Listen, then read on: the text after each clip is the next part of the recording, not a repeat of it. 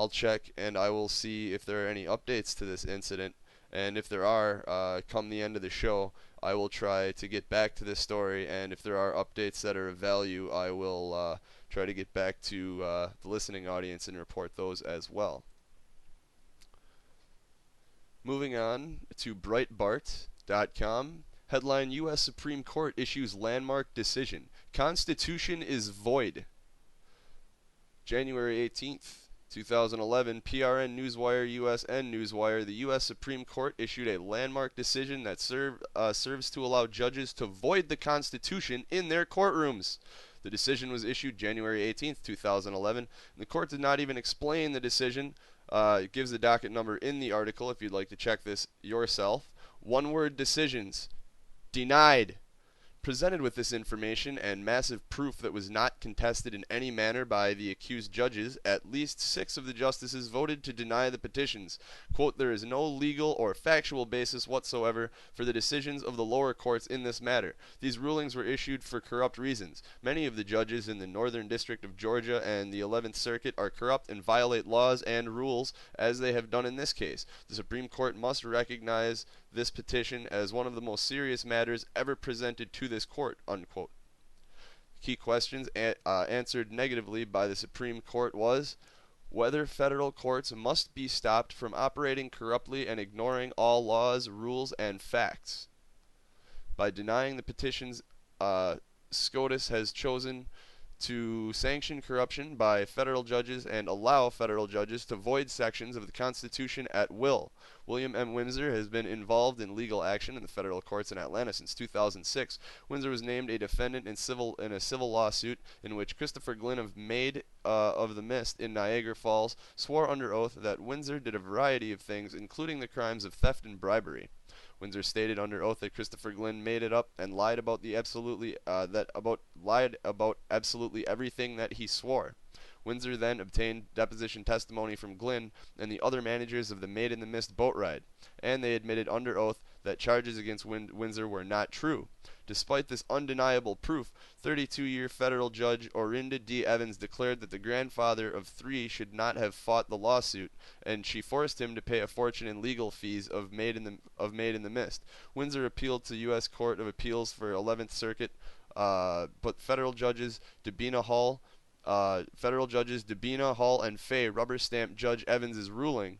Windsor then took his appeal to the U.S. Supreme Court, where the justices said the appeal was not worthy of their consideration. Denied.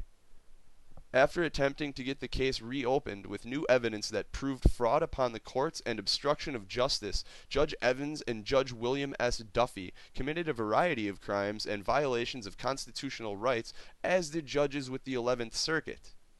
All of this was detailed for the Supreme Court. Windsor says, quote, I have discovered that the federal judges in Atlanta, Georgia, Washington, D.C., and the justices of the United States Supreme Court function like common criminals, intentionally making bogus rulings against honest people while covering up the crimes of their fellow judges. I have been contacted by people from all over the country and around the world with their stories of judicial corruption with judges all over the U.S. My charges have been totally ignored by the United States Attorney's Office, the FBI, and Congress. I do not believe there is a shred of decency, honesty, or constitutional rights in our federal courts. In my opinion, we now live in a police state. Judges are free to do absolutely anything they want. Our laws are meaningless. Your life savings can be stolen by a federal judge, and they have no risk in violating every law in the books. In my opinion, this is the most serious issue that our country has ever faced. Our rights have been stolen, and the mainstream media refuses to cover this story because they're afraid of the judges. Heaven help us. I believe our only hope in America is if the masses become aware of what's taking place. I am writing an expose, and my book will be available at Borders, Barnes & Noble, and on Amazon.com soon. The publisher will decide if the title is Lawless in America or Screwed, Glued, and Tattooed. Interesting. Well, good Lord, is that par for the course. Well, you know what this brings to mind for me? I don't know if any of you guys, any listeners out there in Radio Land have heard this saying before, but you guys ever heard that everything that Hitler did was legal? Hitler did what the United States is in the process of doing right now. He made absolutely sweeping, broad, indescript policies that allow horrific atrocities to take place. Because when these laws pass, they pass them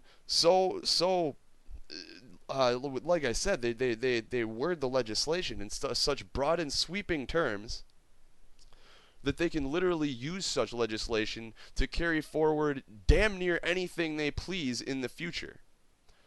And this is just another example of this happening in the United States. That's all that this is. I mean, I think many of us have known for quite a while that the United States Constitution has been completely nullified in effect, and even though it should mean something and it should be enforced, there is no enforcing of the U.S. Constitution anymore. There is no protection to the people and public of the United States that was once guaranteed by the Constitution and Bill of Rights. That doesn't exist anymore. That's long gone. And this is, now they're just beginning to put it on paper. This is, I mean, I hate to say it, but this is another sign of them stepping it up another notch. This is them turning up the heat, with what they're doing. This is them getting one step closer to their goal. And oh man, this is ridiculous. Between this and the stories you see on a regular basis that are just out there to make people angry, and what they're doing with fluoride. All right, this is a good segue into fluoride. We'll do that. As many of you, I'm sure, know, the government has admitted that there is too much fluoride in our water supply. And I understand that fluoride's a bad thing. I mean, anybody who's involved with this kind of research, I believe, understands the dangers of fluoride and many of the other chemicals they put in, the things that we consume. But the point is that fluoride, and before I get into this, let me just say that I have to credit this piece of thinking to Mr. Josh Reeves, who let's just say I don't have any opinion of him, positive or negative, whatsoever. But I do listen to his show now and then, and he does come out with quite a bit of good information. I like a lot of his work. He does some really good stuff, and he's usually far ahead of the game. But point being that on his radio show recently, he postulated that this is actually an attempt by the U.S. government to incite more incidents of psychotic behavior due to withdrawal. And that makes perfect sense considering what happens, as again many people in the research community know this, what happens to the human body after it's given fluoride for a long period of time and then taken off of it. Well, fluoride is the main ingredient in SSRIs, antidepressants. Serotonin reuptake inhibitors are mainly comprised of fluoride. That's true. Look it up. SSRIs mostly made of fluoride. Now, what happens when somebody's taken off their antidepressants after being on them for an extended period of time? Their increase of suicide increases dramatically, and their risk of instances of psychotic or irrational behavior, having such episodes, also greatly increases. Now, they're decreasing the fluoride in the water by about 41%, I believe. They want to drop it from around 1.2-ish to around no higher than 0.7. And when you're used to drinking fluoride every single day of your life, I mean, it's in soda, it's in the tap water, clearly. It's seriously it's in your toothpaste, which, go ahead and read the label on your toothpaste. It'll tell you if you swallow, or it'll tell you not to swallow it at all. And it'll say if you consume any more than what is a super tiny amount, like a pea-sized amount for an adult, anymore, you contact poison control. That's what fluoride does to you. and we're brushing our teeth with it, and we're drinking it every day.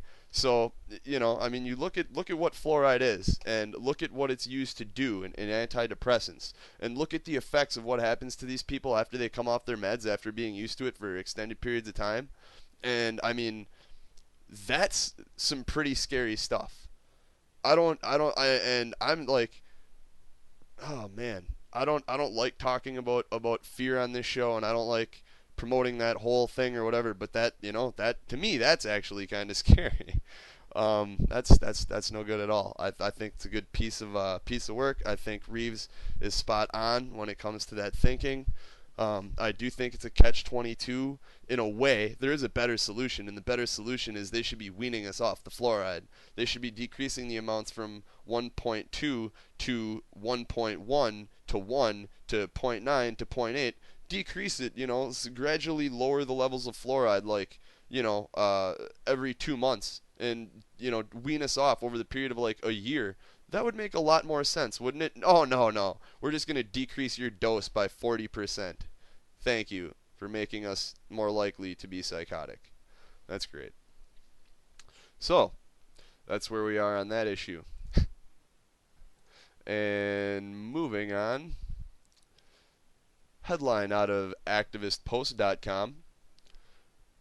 Google seeks to weaken search engine ranking of content farming websites. Alternative news sites beware. Google is changing their algorithm to reduce your status to a spammer in an attempt to control the flow of information on the internet. Yes, this is really going on. Eric Blair of the Activist Post. Google has announced that it is fixing flaws in its algorithm that allows search results to be spammed, while also planning to weaken the searchability of websites referred to as content farms. Matt Cutts, head of Google's anti-spam rights, as pure web spam has decreased over time, attention has shifted instead to content farms, which are sites with shallow or low quality content. In 2010, we launched 2 major algorithmic changes focused on low quality sites. Nonetheless, we hear the feedback from around the web loud and clear. People are asking for even stronger action against content farms and sites that consist primarily of spammy or lower quality content. Now, this is them trying to sell the public on the idea that sites like, blacklistednews.com, vigilantcitizen.com, activistpost.com, sites like that, are low quality sites because they don't produce the majority of their own content. They take news from other sources, or they repost news from other sources, they analyze news from other sources, but most of their content isn't their own content. Well, that doesn't mean that their content is low quality. I mean, by any sort of logic, that doesn't even make sense. Just because you're reposting other content, that doesn't make that content low quality. That's absolutely silly. The only way that that could be low quality content is if the content that they were reposting was originally low quality content. For Christ's sake, come on, people. Let's see the silly fallacies in what's going on here. Now, the only clear reference from Google about problems occurring from content farms in regards to spamming search results is from China. Quote, last year Google faced a rash of web spam on Chinese domains in our index. Some spammers were purchasing large amounts of cheap CN domains and stuffing them with misspellings and porn phrases, unquote. They claim this scheme led to irrelevant search results. Yet their goal seems to be to weaken what has been referred to as news aggregating. Websites is one change that primarily affects sites that copy others' content and sites with low levels of original content. This clearly describes many sites that present alternative news. However, plenty of alternative news sites and blogs have original material which they freely share in part or full, purely to support one another in disseminating the truth. This is of key importance to spread information in the absence of government or foundation funding and enjoyed by much of the mainstream media.